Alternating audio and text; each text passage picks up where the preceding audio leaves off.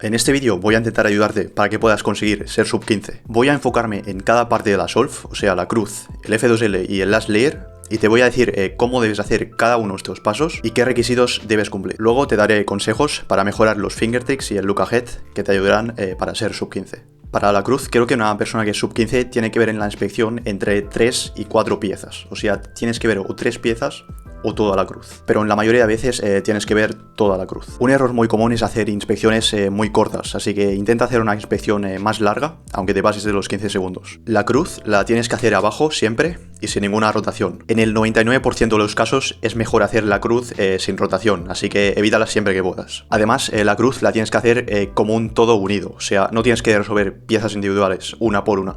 Eso aumenta mucho el número de movimientos. Intenta resolver más de una pieza a la vez. Por ejemplo, para insertar esta lista, podría hacer R2' y ya la tengo insertada.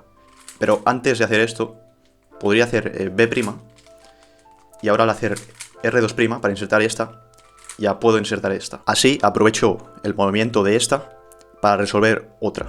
Otro consejo muy importante es que no pasa nada por romper la cruz. Por ejemplo, en este caso, en vez de rotar, insertar la lista, aquí lo que podría hacer es romper la cruz, hacer D' y ahora inserto la naranja en su orden, en su sitio, y ahora ajusto la cruz. Además, no hace falta que resuelvas la cruz bien ajustada. Puedes resolver varias piezas, bueno, todas las piezas, aunque no estén en su sitio, pero sí en su orden, para que al final puedas, con la capa D, ajustarlas todas. Un ejemplo muy claro es este. Aquí tengo dos aristas que no están en su sitio, pero sí están bien ordenadas, porque cuando hago D se ponen en su sitio. Y aquí puedo insertar estas dos, que tampoco están en su sitio, pero sí que están bien ordenadas, porque ahora con la capa D se me ajustan todas en su sitio. Como he dicho antes, tienes que planear en la inspección, si puedes, toda la cruz, pero en el caso de que solo veas 3 aristas, la cuarta te puede quedar en una mala posición, como en este caso. Así que te explicaré cómo resolver los malos casos. Aquí la mejor forma de resolver esto sería hacer F', llevar la lista a la capa del medio. Entonces, con la capa D buscas el hueco donde va la lista, este hueco, la metes y ajustas. Si la arista te queda aquí en la capa del medio, pues esta arista va en este hueco. Así que tienes que llevar el hueco. Ahora metes la lista en su hueco y vuelves a ajustar la cruz. Y este mismo caso, si te toca desde esta posición, aquí lo mejor es hacer R2', insertas la lista y devuelves la que has movido antes. Este caso es el mismo de antes, pero ahora el hueco está aquí. Así que ahora solo tienes que hacer un movimiento, llevas la lista a su hueco y ajustas toda la cruz. Y si la lista te queda en la izquierda, pues lo mismo. Mueves toda la cruz, la insertas y vuelves a ajustar. Siempre que la arista esté en la capa del medio, tienes que hacer esto. Si la arista te queda arriba, el peor caso que te puede tocar es este. Pero es muy fácil. Llevas la arista a la derecha, la insertas con R' y F y vuelves a resolver lo que has deshecho. También la podrías insertar desde la izquierda, de la misma manera, pero al revés. Hay mucha gente que dice que debes hacer la cruz en menos de 8 movimientos. Para ser sub 15, yo diría que tienes que hacer la cruz en menos de 2 segundos y medio. Así que puedes hacer ahora mismo una media de 12, resolviendo solo la cruz, para ver si cumples o no con este requisito. Si no te sale una media de 12 sub 2 segundos y medio, practica mucho la cruz sin cronometrarte, ve muchas example solves y reconstrucciones y vuelve a intentarlo en un tiempo. Puedes ver más consejos y example solves en el vídeo que hice de cómo mejorar en la cruz, que dejaré en la descripción y aquí arriba. Y si cumples con el requisito, tienes que centrarte solo en mejorar el F2L y el last layer. Para el F2L es muy importante que no hagas F2L intuitivo, y ahora te explicaré por qué. Tienes que saber resolver todos, o al menos la gran mayoría de casos, del F2L básico de memoria, y es muy importante que los domines. Esto es importante porque si haces F2L intuitivo, estás dedicando toda tu atención al par que estás resolviendo en ese momento. Tú debes ser capaz de ver 2 piezas de un par y automáticamente ejecutar el algoritmo. Si dominas todos los casos de F2L, puedes resolver cada par sin pensar, y de esta manera, mientras lo estés resolviendo, puedes estar pensando en lo que harás en el siguiente par. Por lo tanto, cuando reconozcas un caso de F2L, tienes que olvidarte de del que estás resolviendo, y ya empezar a ver el siguiente que harás.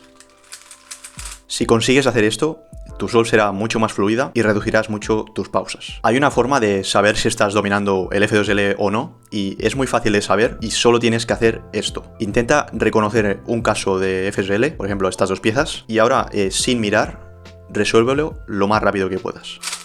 O sea que si eres capaz de ver un caso, reconocer un caso, cerrar los ojos y ejecutarlo, eso significa que estás dominando este caso. Luego intenta ver otro caso y haz exactamente lo mismo. Si puedes resolver todo el F2L de esta manera, significa que lo estás dominando. Otra cosa muy importante es que uses buenos algoritmos. La gran mayoría de pares los puedes resolver en 8 movimientos o menos, y los pares más largos suelen tener entre 10 y 12 movimientos. Pero aparte del número de movimientos, asegúrate de que son algoritmos cómodos de hacer para ti. Así que te dejaré en la descripción una página con todos los casos de F2L básico. Cada caso tiene varias formas de resolverlo, así que puedes escoger la que mejor se adapte a ti, pero el primer algoritmo que sale suele ser el que usa más gente y normalmente es el mejor. También tienes que tener en cuenta que puedes resolver un mismo caso de F2L desde diferentes ángulos. Por ejemplo, imagina que te toca este caso, pero desde atrás. En vez de rotar 2 veces y resolverlo desde aquí, puedes hacerlo desde aquí directamente y sin rotar, de esta manera. Es bastante útil saberse un mismo caso desde diferentes ángulos, pero ten en cuenta que a veces es mejor simplemente rotar. Por ejemplo, en este caso yo rotaría y lo haría desde aquí. Y mi último consejo para el F2L es que intentes dejar atrás los pares que resuelves. Imagina que tienes este par resuelto y solo te falta insertarlo. Mucha gente lo que haría sería rotar a la derecha e insertarlo.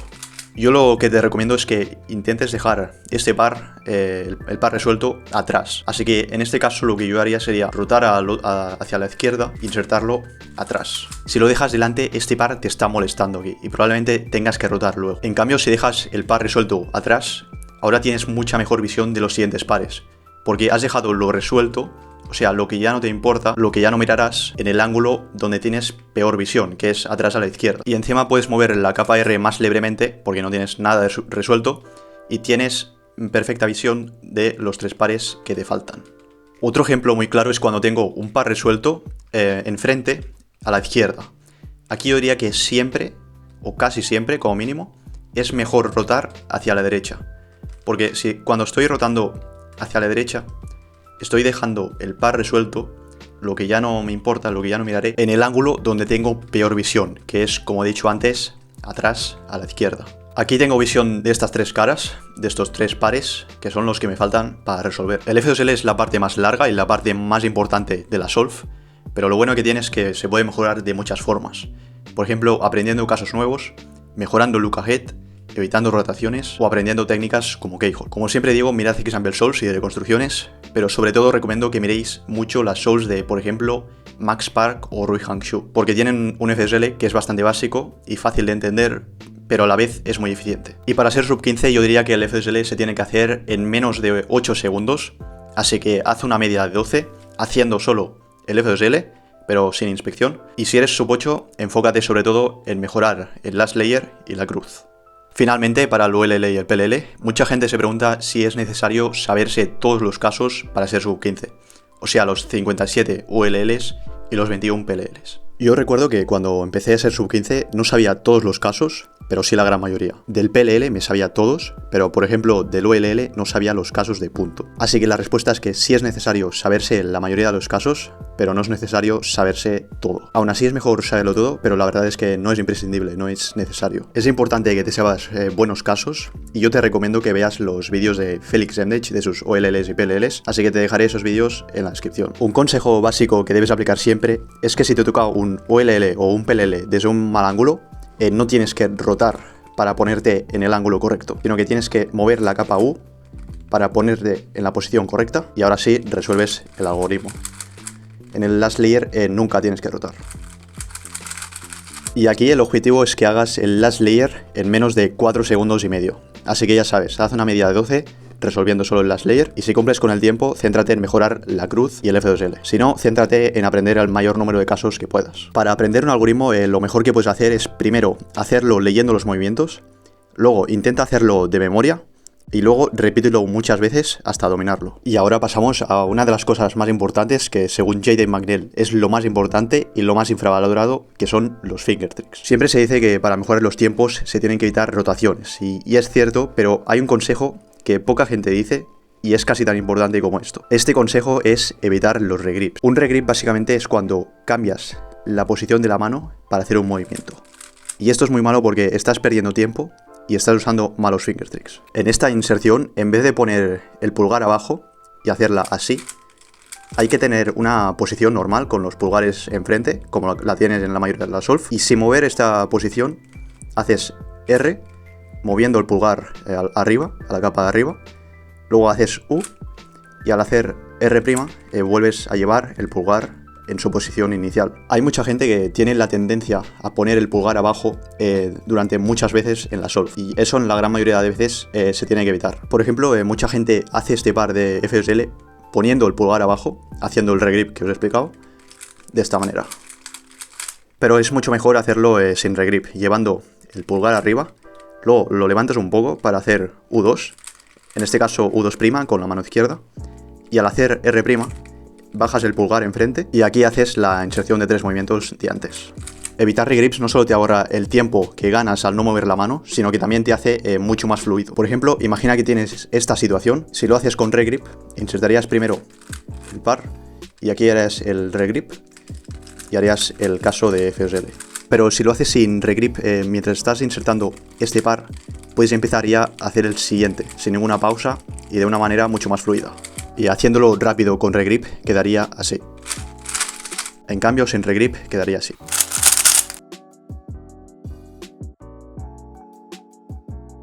Para los movimientos de L también mucha gente pone el pulgar abajo y hace el mismo regrip. Pero es mucho mejor mantener la posición normal y hacer L' y llevando el pulgar arriba.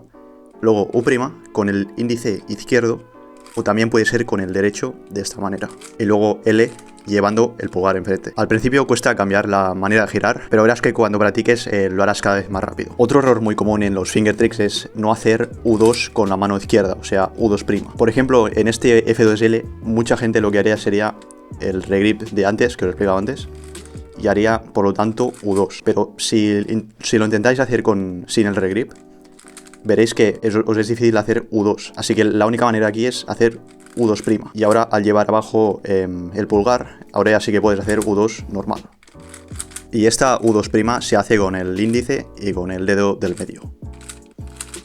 Para los algoritmos de OLL y PLL, asegúrate de tener buenos finger tricks. En los vídeos de Félix Rendech enseña los suyos, así que te recomiendo que si ves algún caso que te es difícil de ejecutar, mira cómo lo hace él. Y pasamos al último consejo, que es cómo mejorar el look ahead, o sea, esa capacidad de ver lo que harás después mientras estás resolviendo algo. El look ahead se da básicamente en el FSL y te permite darle unión a todo el FSL. O sea, te permite ver al FSL como un todo unido, en vez de verlo como 4 pasos, 4 pares individuales. Y como os he dicho antes, la clave está en dominar cada algoritmo del FSL y resolverlos de memoria, o sea, con memoria muscular. Eso es lo más importante porque cuando estás resolviendo un par de FSL, tú no puedes estar fijándote en él, sino que durante el tiempo en el que lo estás resolviendo, ya tienes que estar fijándote en dónde quedarán las siguientes piezas del siguiente par de FSL. Así que olvídate del par que estás resolviendo y ya empieza a fijarte en el siguiente. Y para poder olvidarte del par que estás resolviendo, tienes que dominarlo tanto hasta que puedes resolverlo automáticamente, sin pensar, solo con memoria muscular. Y para ello tienes que practicar cada caso muchas veces. Es muy importante la repetición para ganar esa memoria muscular. Así que no hay más secreto que practicar mucho, dominar cada caso y verás que el look ahead irá mejorando solo. Y si al principio te cuesta ver ese siguiente par, si te cuesta el look ahead, puedes hacer una práctica que se llama slow turning, que básicamente consiste en girar lento el cubo, más lento de lo que giras normalmente, y al resolver cada caso más lento tienes más tiempo para ver el siguiente par. Otra opción es pararte el tiempo que necesites para primero ver un par, luego antes de resolverlo busca 2 piezas de otro par y ahora sí lo resuelves, y mientras lo estás resolviendo vas siguiendo las 2 piezas del otro par y acabas resolviendo los dos pares a la vez, sin ninguna pausa entre medio. También mucha gente dice que practicar cubos más grandes, o sea 4x4, 5x5, 6x6, le ha ayudado a mejorar su look ahead en el 3x3. Por lo tanto, practicar cubos más grandes puede llegar a ayudarte a mejorarlo. Pero sin duda la práctica, el hacer cientos y cientos de solves, es lo que al final te acabará dando ese look ahead. Así que practica, haz muchas solves y domina los 40 casos del F2L.